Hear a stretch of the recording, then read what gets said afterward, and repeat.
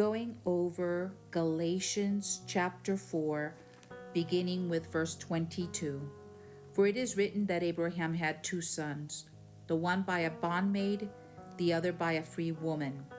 But he who was of the bondwoman was born after the flesh, but he of the free woman was by promise, which things are an allegory, for these are the two covenants, the one from the Mount Sinai, which gendereth to bondage, which is Agar. For this Agar is Mount Sinai in Arabia, and answereth to Jerusalem, which now is, and is in bondage with her children. But Jerusalem, which is above, is free, which is the mother of us all. But Jerusalem, which is above, is free.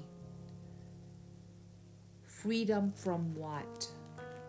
Jerusalem represents what? And the freedom from what? Go to Romans chapter 6, verse 16.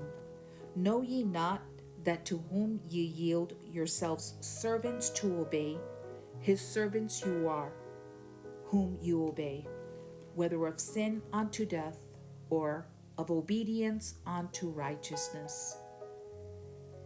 So it's freedom from being a servant of sin or a slave to sin. Romans 6 verse 18. Being then made free from sin, ye became servants of righteousness. So Galatians 4:26, but Jerusalem which is above is free, which is the mother of us all. So she represents when we are free from sin. So when are we the children of the bondwoman versus when are we the children of the free woman?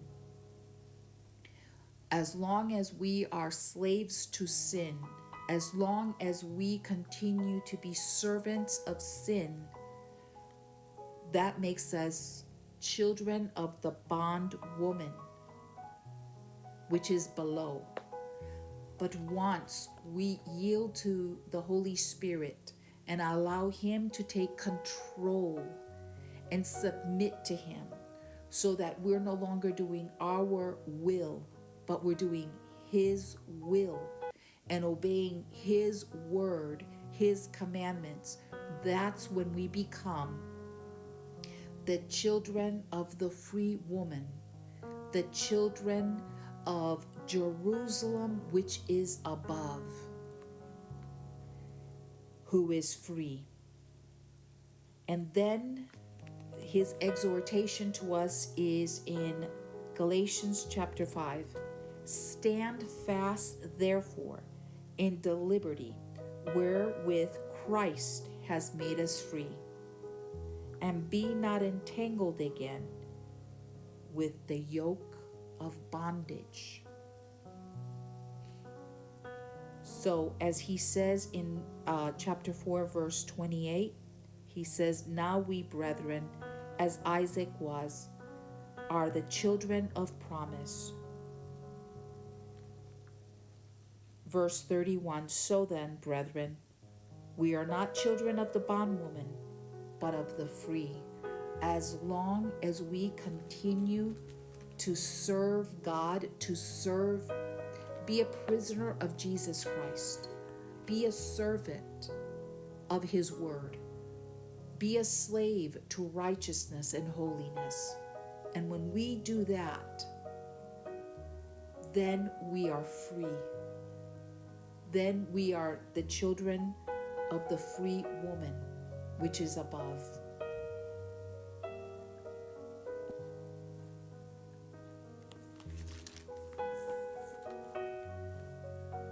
So then, Jerusalem that is from above represents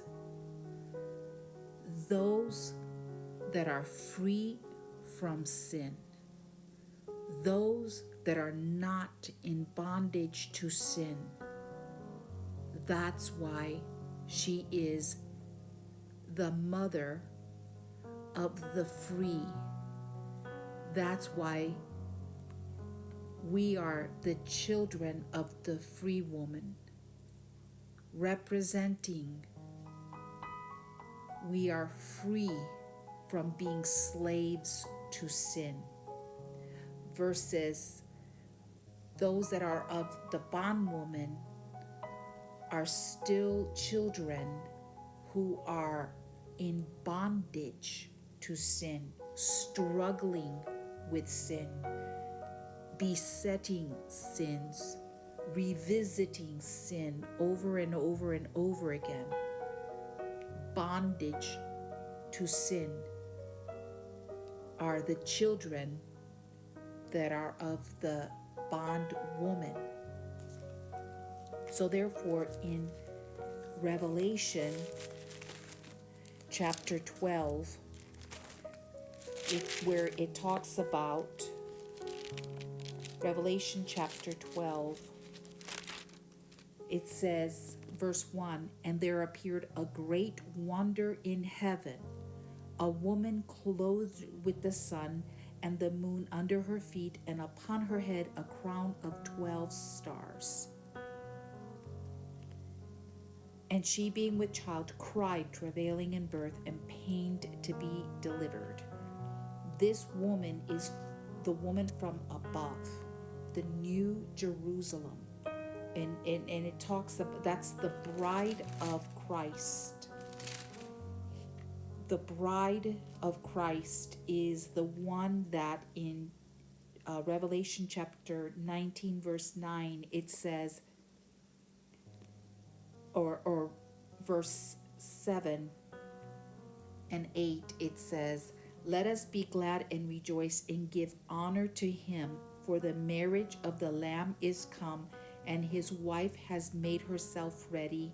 And to her was granted that she should be arrayed in fine linen, clean and white, for the fine linen is the righteousness of saints." And in Revelation chapter 21, when it talks about a new heaven and a new earth, and it says, verse 1, "And I saw a new heaven and a new earth, for the first heaven and the first earth were passed away, and there was no more sea.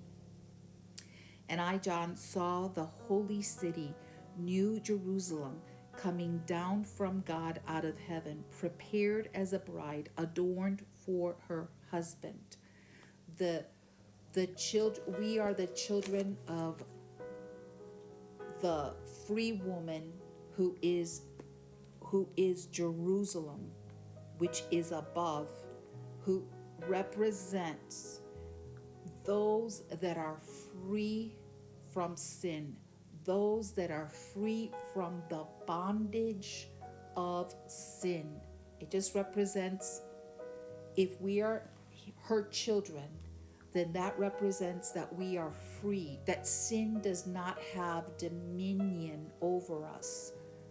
We are not a slave to sin, but we are a servant, a slave to Jesus Christ, a servant, a slave to righteousness and holiness. That's what it represents, being free from the bondage of besetting sins.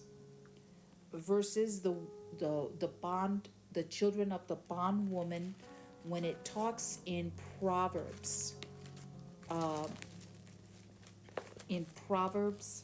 chapter 5, verse 22, it says, "His own iniquities shall take the wicked himself, and he shall be holden with the cords of his sins."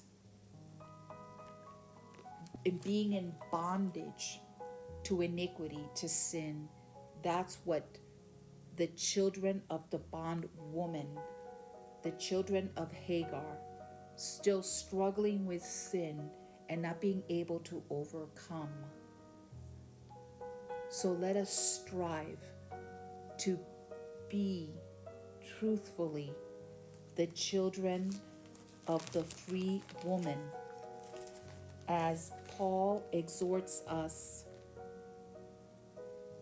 in Galatians chapter 4. He says, "Now we, brethren, as Isaac was, are the children of promise." Verse 31, "So then, brethren, we are not children of the bondwoman, but of the free."